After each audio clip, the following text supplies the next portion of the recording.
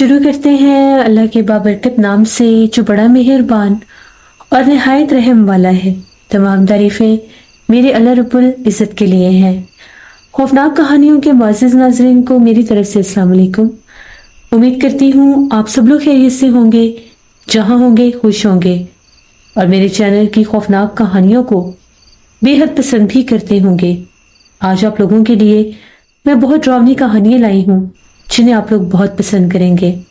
سلسلہ شروع کرتے ہیں آج کی خوفناک کہانیوں کا۔ بڑھتے ہیں آج کی پہلی خوفناک کہانی کی طرف۔ آج کی پہلی خوفناک کہانی ڈاکٹر زہیب شیئر کر رہے ہیں۔ ڈاکٹر زہیب کہتے ہیں، میں کراچی کا رہنے والا ہوں۔ آج آپ کے ساتھ اپنی زندگی کا خوفناک ترین تجربہ یا خوفناک ترین حقیقت شیئر کرنا چاہتا ہوں۔ آج سے تقریباً 15 برس پرانی بات ہے، جب میں نے اپنے میڈیکل کا ایگزام کلیئر کیا۔ اس کے بعد میری ہاؤس جاب شروع ہو گئی۔ ہاؤس جاب کے بعد فائنل پریکٹس، اور پھر میں نے جاب سٹارٹ کرنی تھی، اپنی ڈیوٹی جوائن کرنی تھی۔ اس سے پہلے مجھے کچھ تھیسز اپنے کمپلیٹ کرنے تھے، تو ان دنوں میں بہت سے فیلڈ ورک کر رہا تھا۔ میں اکثر ہم لوگوں کے کچھ ریلیٹیوز تھے، ان کے پاس بھی جایا کرتا تھا، کیونکہ میں کسی ایسے ہی ہیومن سائیکالوجی پر فیلڈ ورک میں کام کر رہا تھا۔ تو ان دنوں میں ہم لوگوں کے ایک فیملی فرینڈ تھے، انکل، ان کا فارم ہاؤس ہوتا تھا ہائی وے روڈ پہ۔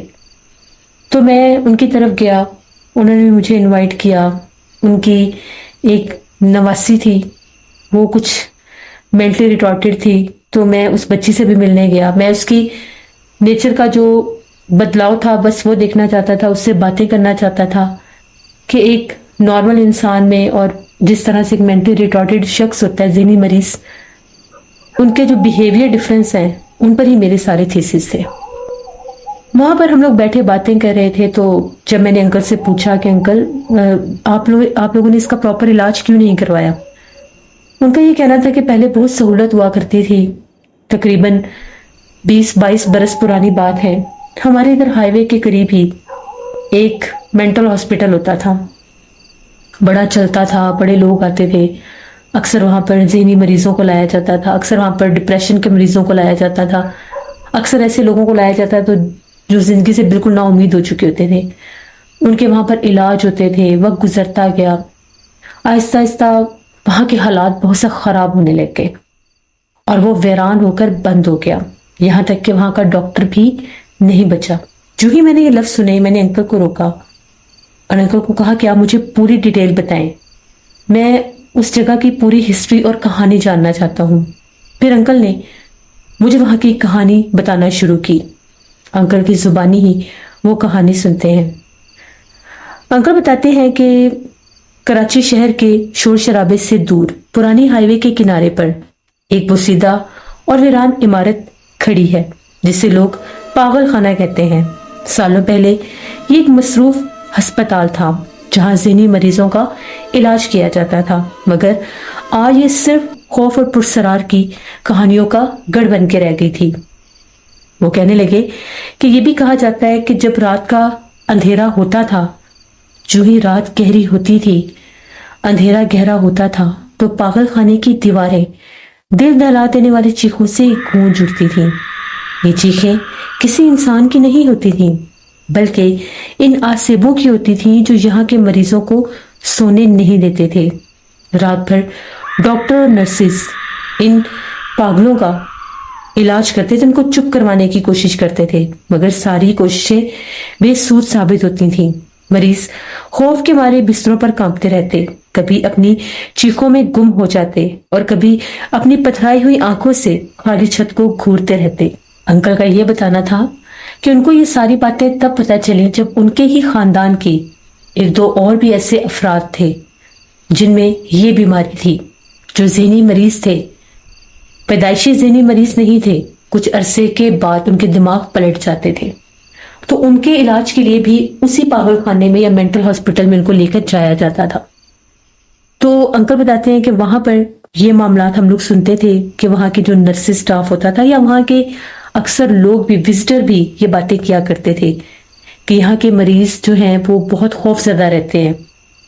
ایک تو ان کی کنڈیشن ایسی ہوتی ہے، ان کی باتوں پر کوئی یقین نہیں کرتا تھا. سب یہی کہتے تھے کہ یہ ان کے دماغی توازن ٹھیک نہیں ہے، اس لیے یہ ایسی باتیں کرتے ہیں، یہ دیواروں کو دیکھ کر چیختے ہیں، یہ چھتوں کو گھورتے ہیں، یہ ویران کھڑکیوں کی طرف اشارے کر کے کہتے ہیں کہ وہاں سے کوئی عورت جھانکتی ہے.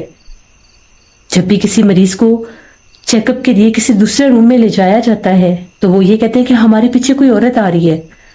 پلٹ کر دیکھنے پر کچھ بھی نہیں ہوتا. لیکن یہ باتیں ان لوگوں کو تب یقین آیا جب ان کے ساتھ بھی کچھ معاملات ہونے لگے. وہاں کی جو نرسز تھیں وہ یہ کہتی تھیں کہ ہم لوگ جب رات کے وقت ایک وارڈ سے دوسرے وارڈ کی طرف جاتی ہیں تو گیلری سے گزرتے گزرتے ہمیں قدموں کی چاپ سنائی دیتی ہے. ہمارے پیچھے سے کوئی بھاگ کر گزر جاتا ہے بہت تیزی کے ساتھ، جس طرح سے کوئی انجان ننھا بچہ شرارت کر رہا ہو. کبھی ہم لوگ اگر کسی پیشنٹ کو میڈیسن دے رہے ہوتے ہیں یا اس کو ٹریٹ کر رہے ہوتے ہیں تو ہمیں کوئی پیچھے سے چھوٹے بچے کی آوازوں میں پکارتا ہے. پلٹ کر دیکھنے پر کوئی نہیں ہوتا، اور اس وارڈ میں یا اس روم میں موجود جتنے بھی ذہنی مریض ہوتے ہیں ان میں سے کچھ ہنسنے لگ جاتے ہیں اور کچھ ڈرنے لگ جاتے ہیں. اتنا ہی نہیں، وہاں پر جو ایسی خواتین ہوتی تھی جن کا ذہنی توازن پلٹ جاتا تھا ان کا وارڈ الگ ہوتا تھا. اس ایک وارڈ میں تقریباً 6-7 بیڈ ہوتے تھے جن پر ان ساری عورتوں کو اکٹھا ہی رکھنے کی کوشش کی جاتی تھی. جو بہت زیادہ سنگین حالت میں ہوتی تھی ان کو باندھ بھی دیا جاتا تھا، کیونکہ یا تو وہ خود کو نقصان پہنچانے کی کوشش کرتی تھی یا پھر وہ وہاں کے باقی مریضوں کو نقصان پہنچانے کی کوشش کرتی تھی. ان دنوں میں ہم لوگ بھی، ہمارے ہی خاندان کی ایک خاتون تھی، ان کی بھی ذہنی حالت بہت زیادہ خراب ہو چکی تھی. اتنی خراب ہو چکی تھی کہ وہ بھی خود کو مارنے کی کوشش کرتی تھی. کئی بار انہوں نے اپنی جان لینے کی بھی کوشش کی تھی. ڈاکٹری علاج کے ساتھ ساتھ ہم ان کا روحانی علاج بھی کرواتے تھے، جس سے جن عامل کے پاس لے کر جاتے تھے وہ یہ بھی بتاتے تھے کہ ان کے اوپر آسیب ہے، اور جس جگہ پر آپ لوگ ان کو لے کر جاتے ہیں وہ جگہ بھی بہت آسیب زدہ ہے. تو ہم یہی بتاتے تھے کہ ہم لوگ ان کو اسی مینٹل ہاسپٹل میں لے کر جاتے ہیں جو ہائی وے کے قریب ہے، جس پر وہ عامل ہمیشہ سے کہتے تھے وہ تو بہت آسیب زدہ جگہ ہے، وہ جنات، بھوت پریت اور ایسی مخلوقات کا گڑھ ہے. وہاں پر آنے والے آدھے لوگ تو اس آسیب کی وجہ سے ہی پاگل ہو جاتے ہیں. وہاں کا جو آسیب ہے انسان کے ذہن کو جکڑ لیتا ہے. اگر وہ پاگل خانہ بند نہ ہوا تو وہاں پر علاج کرنے والے بھی پاگل ہو جائیں گے.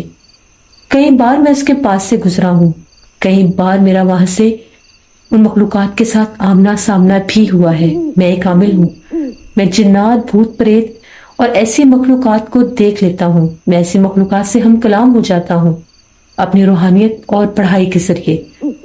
لیکن ایسی مخلوقات کو میں نے بھی کبھی چھیڑنے کی کوشش نہیں کی، کیونکہ وہ صرف اور صرف انسان کے دماغ کو جکڑ لیتی ہیں اور وہ انسان اپنا ذہنی توازن کھو بیٹھتا ہے. پھر چاہے وہ خود کو نقصان دے یا کسی اور کو، وہ اپنے بس میں نہیں ہوتا. اور وہاں پر ایسا ہی آسیب ہے. میں نے کئی بار وہاں کے ڈاکٹر کو بھی مشورہ دیا ہے کہ یہاں سے اس بلڈنگ کو بدل لو، کیونکہ وہ جگہ کبھی ایک قبرستان ہوتی تھی، ایک مسیحی قبرستان تھا وہ، جس کو مسمار کر کے بعد میں وہاں پر یہ ہاسپٹل بنا دیا گیا. ہاسپٹل بنانے والے بھی ایک کرسچن انگریزی تھے جنہوں نے وہاں پر وہ ہاسپٹل بنایا تھا.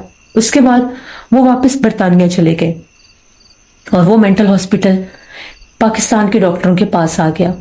کچھ نے تو کافی عرصہ اس ہاسپٹل کو بند رکھا تھا، لیکن پھر یہ جو ڈاکٹر صاحب تھے انہوں نے اس کو خرید کر دوبارہ سے یہاں پر ایسے ذہنی مریضوں کا علاج شروع کر دیا. جس جگہ پر وہ مینٹل ہاسپٹل بنایا گیا ہے وہ قبرستان کی وہ جگہ تھی جہاں پر پہلے ہی بہت زیادہ آسیب تھا.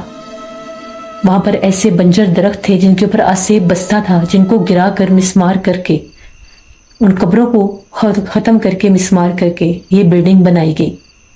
تو بھلا وہ کیسے وہاں پر انسانوں کو برداشت کریں گے؟ اتنا نہیں، ان کا یہ بھی کہنا تھا کہ وہاں سے ایک عورت جو وہاں پر کام کیا کرتی تھی، شاید وہاں کی سویپر تھی، اس کا بھی ذہنی توازن پلٹ گیا تھا. اس نے وہاں پر ایک ایسی مخلوق کو دیکھا تھا جو ایک پچھل پیری چوڑی لافت تھی. اور وہ اس سے ہم کلام ہو بیٹھی تھی۔ اس کے بعد اس کا ذہنی توازن ایسا پلٹا کہ وہ پاگل خانے کے مختلف حصوں میں مختلف دیواروں پر بیٹھی اسی کی چھبی بناتی رہتی، اسی کی تصویر بناتی رہتی۔ ڈاکٹرز نے بہت کوشش کی اس کا علاج کرنے کی، لیکن وہ دن بدن اور بھی بھیانک ہوتی گئی، اور بھی خطرناک اور خوفناک ہوتی گئی۔ اس کو میرے پاس بھی لے کر آئے تھے۔ میں نے بہت کوشش کی کہ میں اس کا علاج کر سکوں، لیکن وہ آسیب ایسا تھا کہ اگر میں اس سے ہٹاتا تو شاید اس کا نقصان کہیں نہ کہیں وہ میری فیملی کو دیتا، کیونکہ وہ نقصان دینے والی مخلوق تھی، جان سے مارنے والی۔ جب میں نے اس کا علاج شروع کیا تھا تو ان دنوں میں میرے بچوں پر بھی بہت سی مصیبتیں آنے لگی تھی۔ پھر میں نے اس مخلوق کو ہٹایا نہیں تھا، لیکن اس کو حفاظت کا ایک تعویذ دے دیا تھا کہ تم اپنے گلے میں وہ تعویذ رکھو تاکہ کوئی مصیبت تم تک نہ آ سکے۔ اس طرح کے معاملات وہاں پر عام تھے۔ جیسے ہی یہ ساری باتیں ہم لوگوں نے سنی، ہم لوگ بہت زیادہ ڈر گئے کہ یہ کیا معاملات ہیں، اتنی بھیانک جگہ۔ پھر ہم لوگوں نے وہاں پر علاج کروانا بند کر دیا۔ ہم لوگ وہاں سے بالکل پیچھے ہٹ گئے۔ وہاں سے گزرتے بھی تھے تو وہ عمارت ایک خوفناک عمارت لگتی تھی، ایک خوف کی جیتی جاگتی تصویر لگتی تھی۔ رفتہ رفتہ وہ پاگل خانہ آصف زدہ مشہور ہونے لگا۔ اس کے آس پاس سے لوگ رات کو تو گزرنے کا سوال ہی پیدا نہیں ہوتا تھا، رات کو گزرتے ہوئے ڈرتے تھے۔ سب سے زیادہ خوفناک بات یہ تھی کہ وہاں پر ایک پرسرار عورت کی پرچھائی نظر آتی تھی جو رات بھر پاگل خانے کے ارد گرد گھومتی رہتی۔ وہ کبھی روتی تو کبھی ہنستی اور کبھی خالی آنکھوں سے عمارت کو تکتی رہتی۔ جو بھی اسے دیکھتا اس کا خون خشک ہو جاتا۔ اس کی ہنسی اتنی بھیانک تھی کہ سننے والے کے رونگٹے کھڑے ہو جاتے، اور اس کا رونا اتنا دردناک تھا کہ پتھر سے پتھر دل بھی پگھل جاتا، اور لوگ اس کے قریب جانے کا فیصلہ کر لیتے، اس کو پکار بیٹھتے۔ جو بھی اس کو پکارتا اور وہ اس کی پکار کا جواب دے دیتی تو وہ آصف زدہ ہو جاتا۔ وہاں سے گزرنے والا ہر شخص یہ کہتا تھا کہ رات کے پچھلے پہر میں اس ویران پاگل خانے کے دروازے کے پاس وہ عورت چلتی پھرتی نظر آتی ہے۔ بہت سے لوگوں کو پکارتی تھی، مدد کے لیے بلاتی تھی، مجھے ہاسپٹل میں لے کر جاؤ، مجھے ہاسپٹل میں جانا ہے۔ پھر کبھی کبھار پاگل خانے کا بند دروازہ خود بخود رات کے وقت کھل جاتا۔ اس کے کھلنے کی آواز بھی بہت ڈراؤنی ہوتی۔ جو گیٹ کیپر جو تھے وہاں پر، جو چوکیدار تھے، وہ بار بار گیٹ بند کر کر کے تھک جاتے تھے۔ وہ نہیں جانتے تھے کہ کون سی اندھکی مخلوق اسے آ کر بار بار کھول دیتی ہے۔ یہ معاملات اتنے بڑھ گئے، پورے علاقے میں خوف پھیل گیا۔ اکثر لوگ تو دور سے کھڑے ہو کر اس پاگل خانے کو دیکھنے بھی آتے تھے۔ کبھی کبھی رات کے وقت اس کے پاگل خانے کی تیسری جو چھت تھی وہاں پر آگ کے شعلے دکھائی دیتے تھے۔ وہ شعلے جیسے ہواؤں میں رقص کرتے تھے، گول گول گولے، کوئی ادھر کو جاتا تو کوئی ادھر کو۔ تو روحانیت رکھنے والے لوگ یہ کہتے تھے کہ وہ سب جنات ہیں، جنات کے خاندان ہیں، قبیلے ہیں جو آس پاس موجود ہیں۔ جب ڈاکٹر صاحب کو یہ بتایا گیا کہ یہ جگہ تو ایک قبرستان کی جگہ تھی جہاں پر یہ مینٹل ہاسپٹل بنایا گیا، تو ان کا یہ کہنا تھا کہ قبرستان والی جگہ یہ نہیں ہے، قبرستان کا کچھ حصہ آج بھی موجود ہے جو اس پاگل خانے کی پچھلی سائڈ پر ہے۔ جبکہ وہ ماننے کے لیے بھی تیار نہیں تھے کہ اس حصے پر کبھی قبریں بھی تھیں۔ وہ یہ کہتے تھے کہ شاید قبرستان پاس ہونے کی وجہ سے یہ جگہ ویران ہو گئی ہے۔ وہ ڈاکٹر صاحب جو تھے ہر کسی کی بات کو جھٹلاتے، اور اس کا نتیجہ یہی نکلا کہ بہت سے جو وہاں پر مریض ہوتے تھے، ذہنی مریض جو لوگ ہوتے تھے، وہ خوف کے مارے ان کی موت ہو جاتی تھی۔ جب ان کی کاز آف ڈیتھ پتہ لگتی تھی تو ڈاکٹرز یہی کہتے تھے کہ یہ ڈر کے خوف کے مارے ان کی یہ حالت ہوئی ہے، خوف کے مارے یہ اپنی جان سے ہاتھ دھو بیٹھے ہیں۔ ان کی چیخیں اس عمارت میں گونجتی رہتی تھیں، کیونکہ جو باقی بچ جاتے تھے ان کو وہ آصف سونے نہیں دیتا تھا۔ وہ آصف اس پاگل خانے پر ایسا بسیرا کیے ہوئے تھا کہ وہاں کے نہ تو ڈاکٹر سیف تھے اور نہ ہی مریض۔ پھر اس کا یہ نتیجہ ہوا کہ وہاں کے وہ جو ڈاکٹر صاحب تھے ان پر بھی وہاں کا آصف حاوی ہونے لگا۔ بہت سے لوگ بتاتے ہیں کہ وہ جو ڈاکٹر صاحب ہیں ان کو بھی وہ عورت دکھائی دی تھی ایک رات کے پچھلے پہر میں، جو وہ ہاسپٹل کے باہر گیٹ کے پاس بیٹھی رو رہی تھی۔ تو ڈاکٹر نے جب اس کی آوازیں سنی تو اپنے روم سے نکل کر وہ ہاسپٹل سے باہر آئے اور اس کو پکار کر پوچھنے لگے کہ تم کون ہو اور تمہیں کیسی مدد چاہیے۔ کہتے ہیں کہ وہ ان سے ہم کلام ہوئی تھی، بلکہ ڈاکٹر صاحب اس کو خود اپنے ساتھ ہاسپٹل کے اندر بھی لے کر گئے۔ تب وہ ایک عورت کے روپ میں تھی، ایک انسانی روپ میں۔ اس کے بعد ڈاکٹر صاحب کے ساتھ کیا ہوا کوئی نہیں جانتا۔ وہ مخلوق ان کے ساتھ ہاسپٹل کے اندر تو آئی لیکن غائب ہو گئی۔ اس کا آسیب ڈاکٹر صاحب پر حاوی ہونے لگا۔ وہ دن رات جیسے چپ چپ رہنے لگے، مریضوں کو بھی نہیں دیکھتے تھے، زیادہ تر وقت وہ اندھیرے میں ہی گزارتے تھے۔ اگر کوئی ان کے پاس جاتا بھی تھا تو وہ ڈانٹ کر باہر بھیج دیتے تھے، روتے رہتے تھے۔ ان کے کمرے سے سسکیاں بھی گونجتی تھیں۔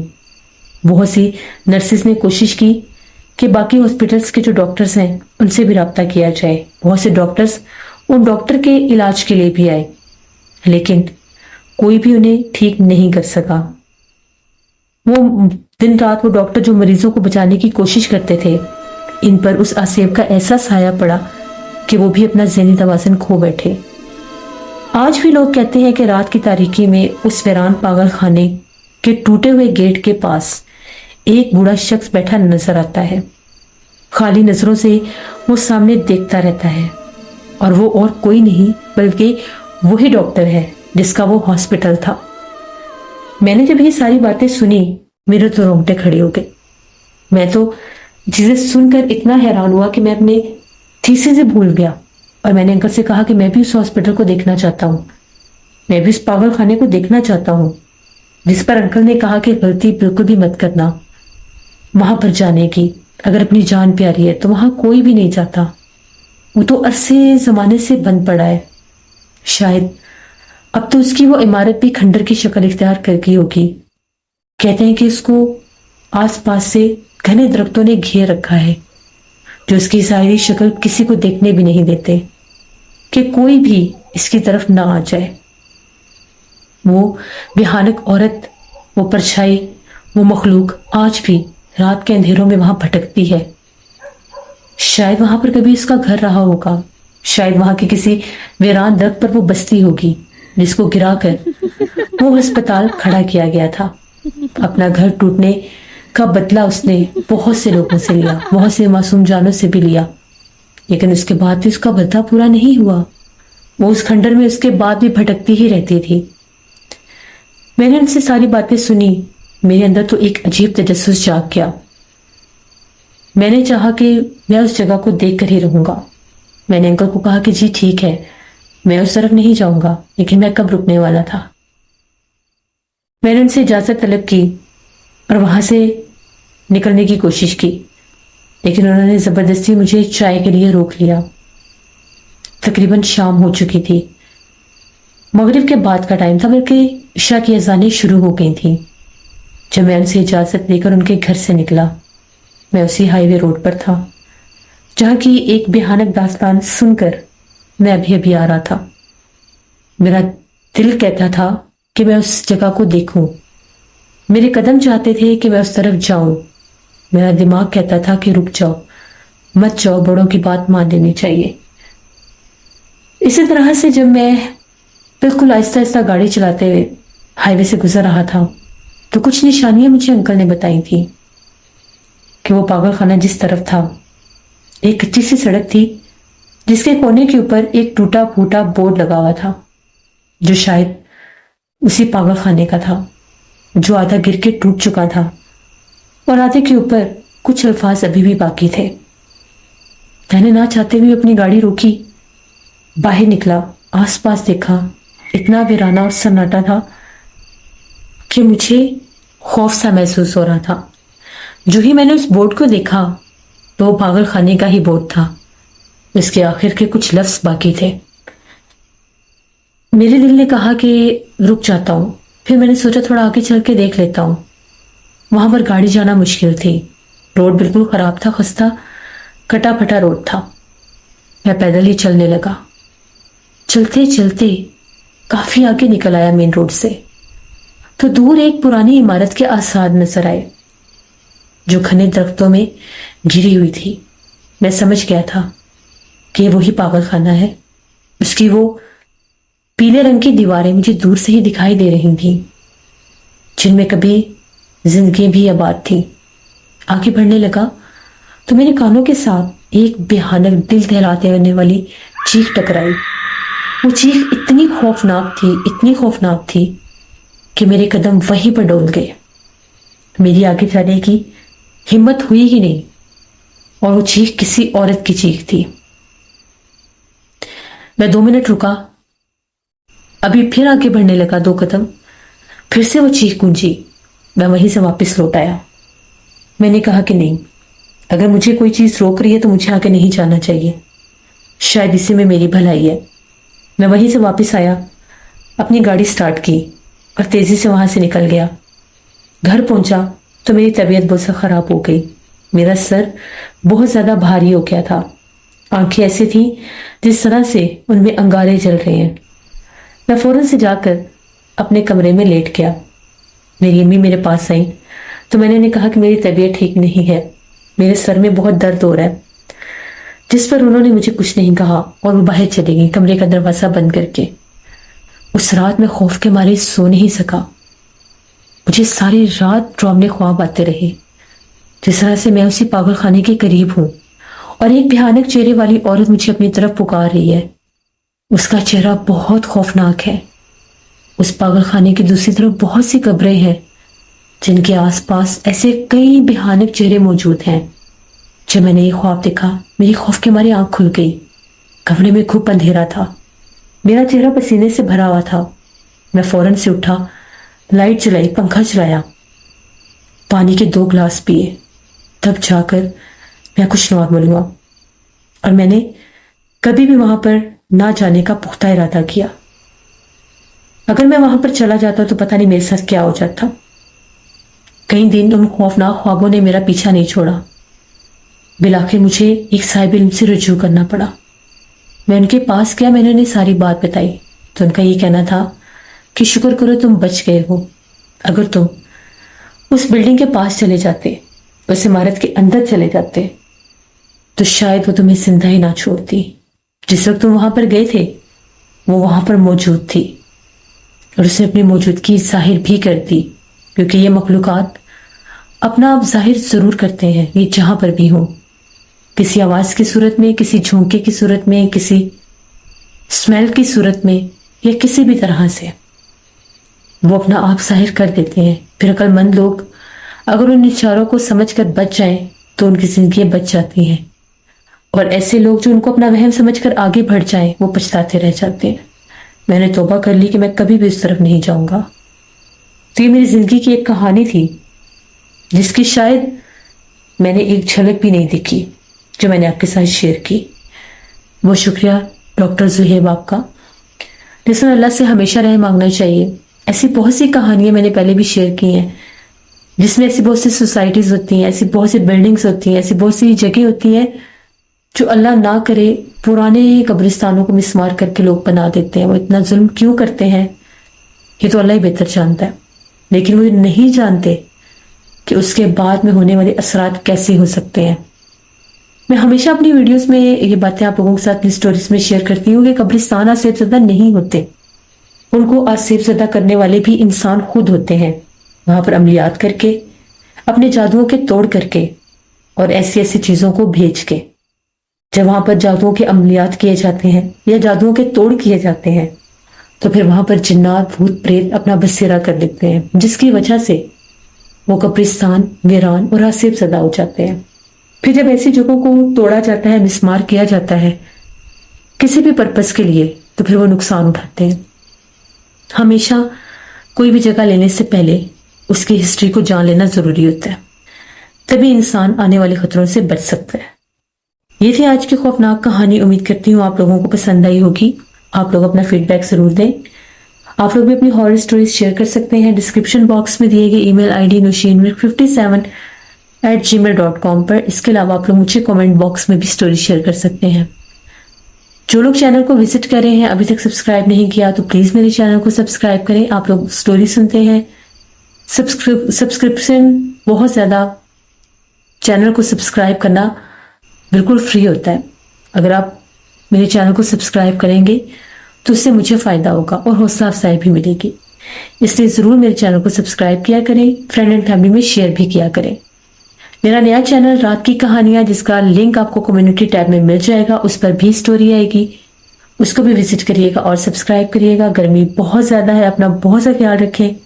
अपने ढेरों दुआ में मुझे, मेरी फैमिली, मेरे पूरे पाकिस्तान को याद रखिएगा। Thank you for listening my stories. Stay tune. अल्लाह हाफिज़।